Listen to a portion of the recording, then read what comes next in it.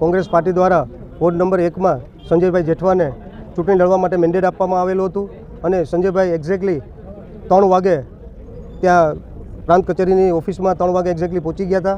તેમના ગેટ પાસેથી પંકજભાઈ કરીને કોઈ અધિકારી દ્વારા એમને જવા ન દેવામાં આવ્યા। મને જાણ કરવામાં આવી, હું બહાર હોવાના કારણે મારે પહોંચતા 15 મિનિટ લાગેલી।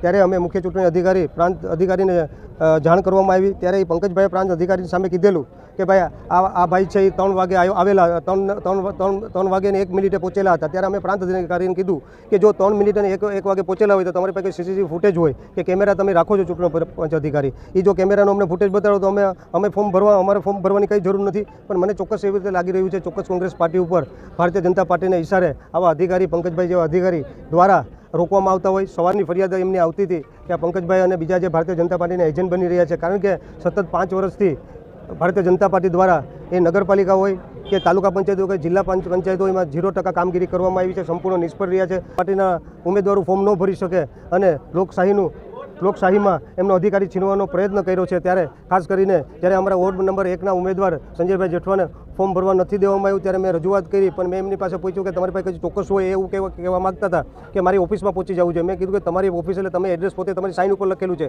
કે મારી એડ્રેસ છે પ્રાંત કચેરી, તો તમારી પ્રાંત કચેરીમાં જ હતો, છતાં પણ ભારતીય જનતા પાર્ટીની સરકાર છે એના પ્રેશરના કારણે પ્રાંત અધિકારી પણ ભાજપનો પટ્ટો પહેર્યો હોય એવું મને લાગી રહ્યું હતું।